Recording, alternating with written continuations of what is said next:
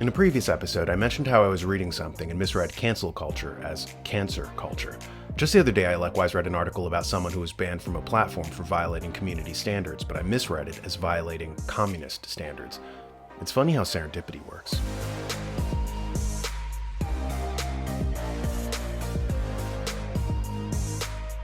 Economist Zoltan Pozsar made the news by claiming that we might be going into Bretton Woods 3. To explain that to the casual viewer, it might be good to explain what Bretton Woods 1 was.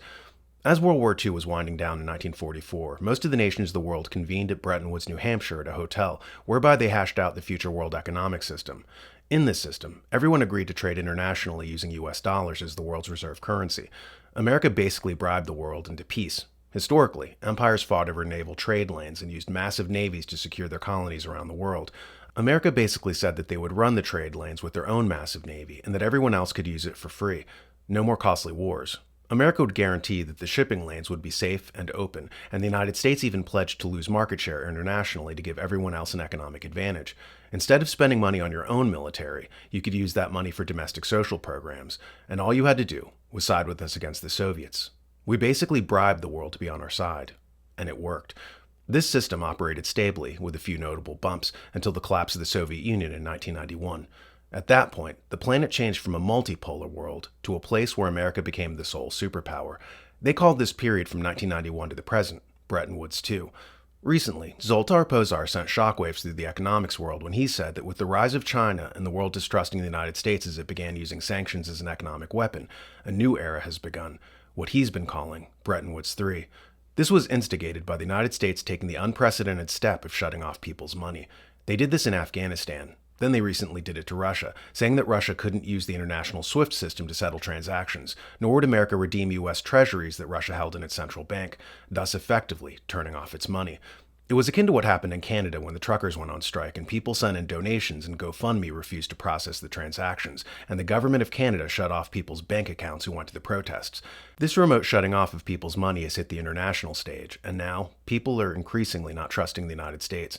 People are looking to jump off the American financial grid. So what we're watching is not a single world economic system, but a fragmentation where countries are looking to create their own grids and trade among neighboring nations to create their own regional trading blocks. One critic of Zoltan Pozsar wrote that Bretton Woods 3 won't work. Nice narrative, but it's just mercantilism. Sanctions on Russia are seen as accelerating a dramatic shift towards a new global commodity-focused Bretton Woods 3 architecture. However, this is actually a very old economic argument, mercantilism. To pause here for a second, it might bear pointing out that before the age of capitalism, the world was in the age of mercantilism. In capitalism, we made things. The Industrial Revolution created factories, and those factories created massive surpluses. Before that time period, however, we didn't really make too much.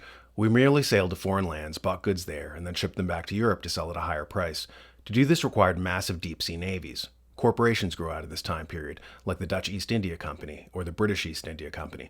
Portugal fought with England over colonies, Spain fought with France, France fought with Germany, and so forth. This is all foreign to us who grew up under the Bretton Woods system where no one was fighting, and there was just one world system. Economist Jim Rickards talks about the age of mercantilism here. International economic conduct involves granting advantages to internal industries and imposing tariffs on foreign goods. Trading is done with friendly partners to the exclusion of rivals. Subsidies and discrimination are legitimate tools to achieve economic goals. In its most succinct form, the mercantilist takes the view that trade is war. Success in mercantilism was measured by the accumulation of gold.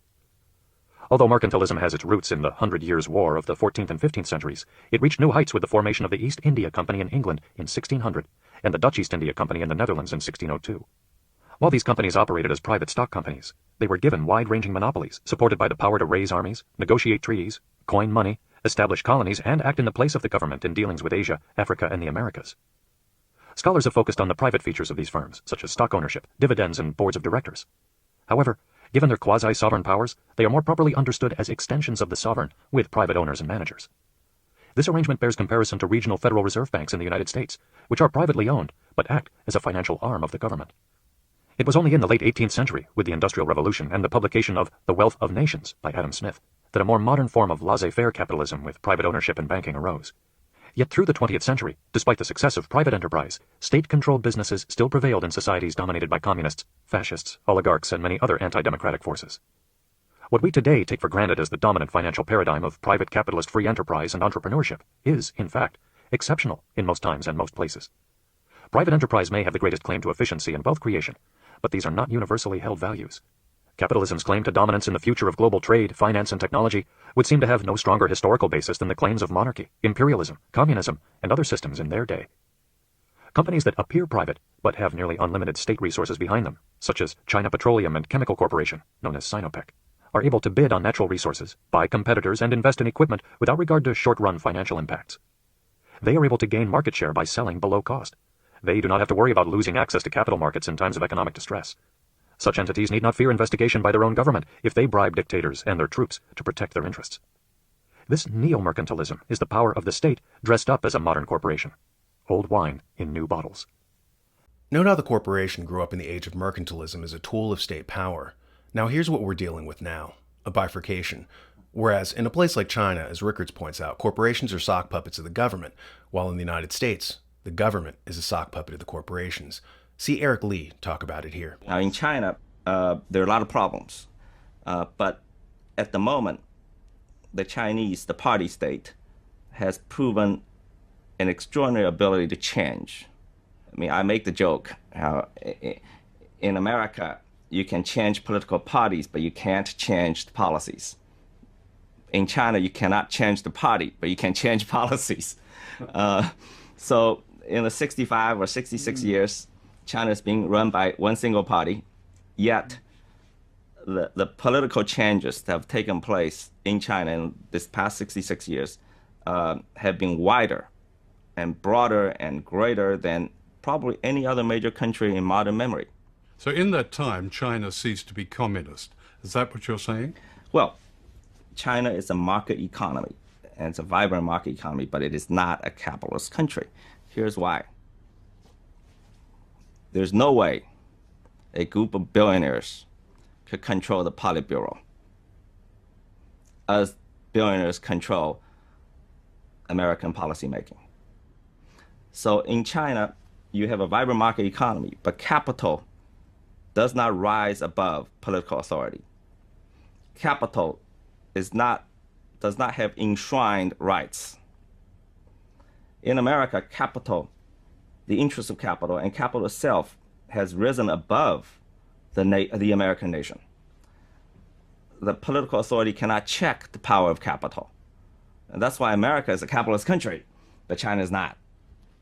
Like I said, we're seeing the emergence of two different models shaping up. One, a system where the corporation is a tool of state power, and the other, where the state is a tool of corporate power. Whichever model prevails, make no mistake, we're going to be heading into some dicey times. The original Age of Mercantilism was a place of constant warfare. The 70-year period of Bretton Woods and relative peace was the historical anomaly. We may just be heading back to the old historical norm. For the unipolar American system to have worked would have required the world to trust us. Like how Thomas Madden described the old America in his book Empires of Trust. He wrote, "Even at its peak, Rome had no more than 200,000 men under arms across its empire.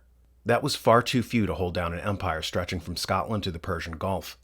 The United States has approximately 1.5 million troops, which is likewise far too small to dominate a world of 6.5 billion people should the world not wish it.